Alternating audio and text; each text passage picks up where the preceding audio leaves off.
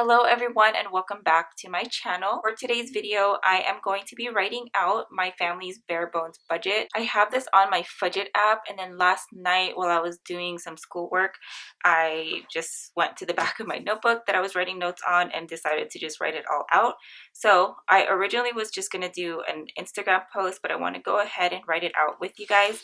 And I'm going to be using the back of my passion planner. And if you've been following me for a while, you might have noticed that I haven't been really putting out a lot of passion planner content videos. So I'm mostly sticking to budget content. I also usually have the back of my passion planner set up, but this time around I think I will be setting it up with you guys. And I usually have a lot of financial stuff in the back, so I think that might be great for you guys to see how I set it up maybe.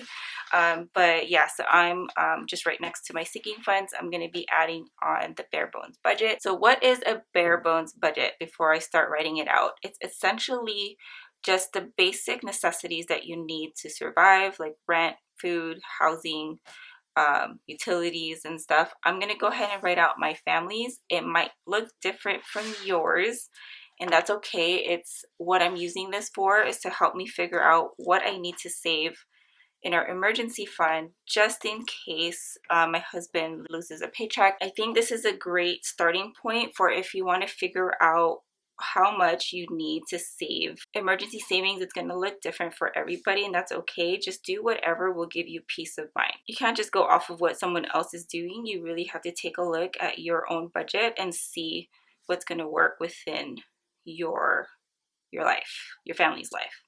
So how I'm going to do this is I'm going to write the expenses that we typically have, and I'm going to say monthly, but since we do get paid bi-weekly, I'm going to put monthly, and I'm going to put down we get 2 bi-weekly paychecks in the month, so that it's not a full month, it's more of a 28-day period, I guess.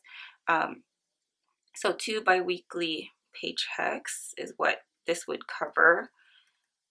Oops, can't spell.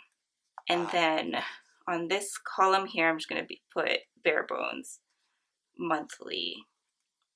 Oh my god, what is it? This is why sometimes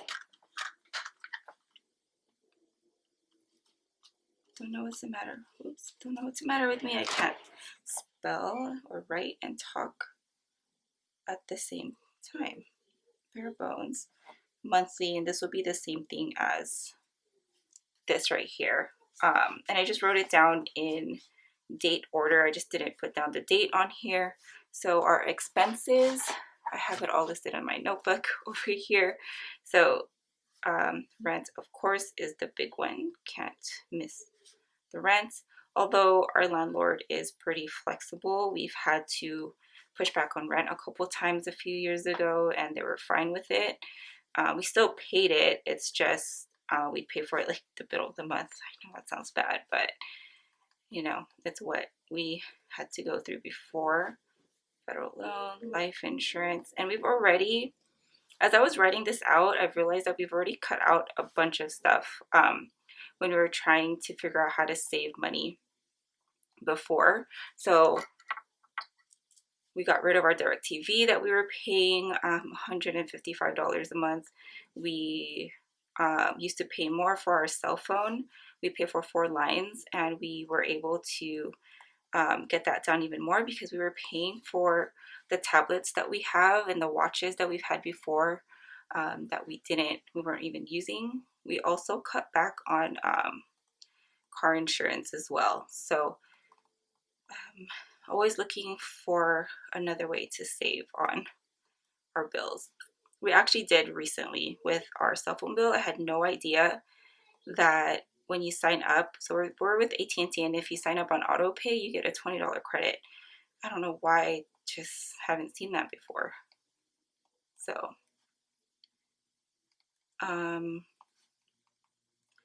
yeah, this is our budget every month or every bi-weekly paycheck. This is what we have, and then I'm just going to go ahead and write down the amounts on here. Okay, so our total monthly spending is $3,561. And then so moving on to the bare bones budget. So we'd for sure be keeping our rent because we need some place to live. If it's been a while and we're still struggling, I think we can always move in with our parents. I don't know, we'll see. There's a lot of us, so I don't know if that would even work. I would finally maybe cancel this out already. I'm not sure on that. I'll put an asterisk on that. It's $5, but $5 is $5, so that can quickly add up. So our Edison bill probably be able to go down to 50 if we are just mindful of all the lights and the things that we have on and stuff.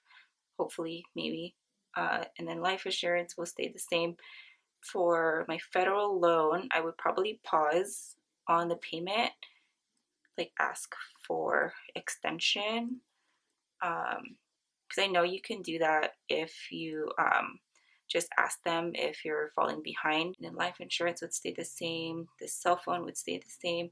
We would get rid of ABC Mouse, of course, and Disney Plus, as hard as that's going to be. And then we have DVDs and stuff still laying around. Am I not writing this in the right spot? Oh, I totally skipped internet.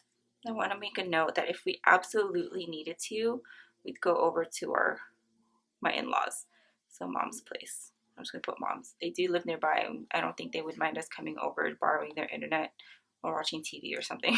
I don't know.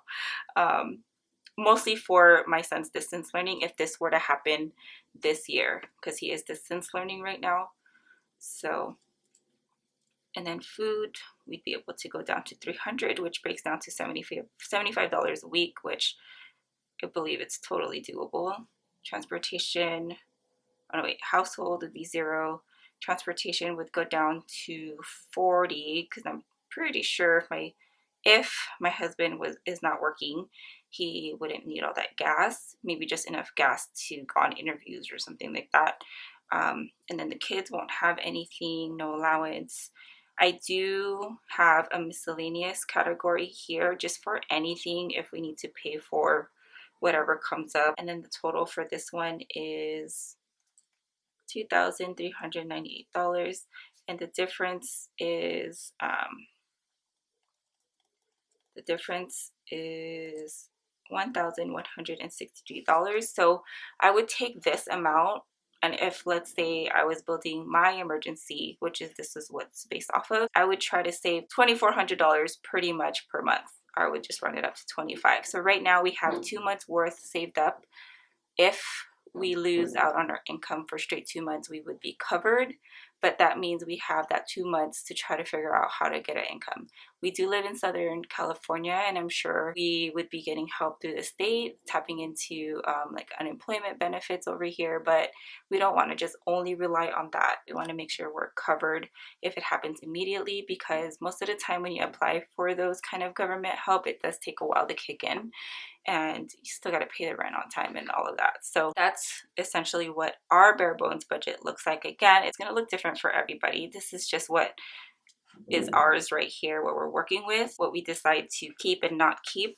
And then I do want to make a couple of notes over here for the yearly stuff. I can't really imagine us really being out of work, or my husband being out of work, but you never know what can happen. All seen that last year, or still feeling it this year with COVID. You just truly never know what can happen, and it's just best to be prepared. So I'm just writing out all the yearly things that's due for us, and depending on if we need to cut these out, at least having an idea, because these are all set on auto pay and I don't want it to be deducted out of our account and then we need that money. So I just wanted to make a note of it here. And then the due dates. So this one's due in May. This one's in February. AAA is due. We just paid that actually. This one was due. Oh my gosh. So AAA we already had paid for. It was due January 2nd, and then Sam's Club is due in April, and then our Amazon Prime is in June. And then our action plan for this, if we need to, would be I would put my car in P&O and then store in the garage, because you can't have it out in the street or else you might get a parking ticket. store in the garage, and then take off of insurance. Affiliate memberships we need to, we'd cancel. We'd also cancel our Sam's Club membership and then our Prime because we won't be doing any shopping anyways, so we might as well just cancel it. And yeah, I think that is pretty much it for my family's bare bones budget. Do you guys have one of these, or have you thought about maybe creating one of these?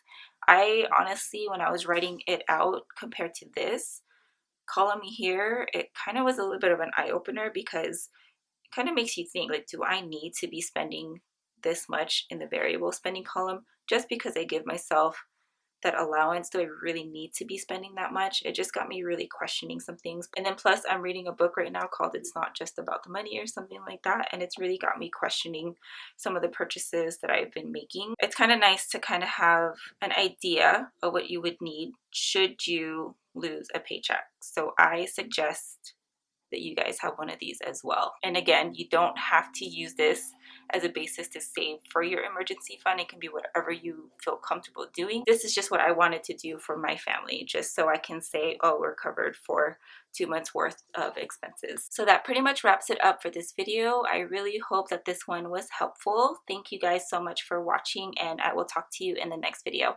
Have a good one, guys.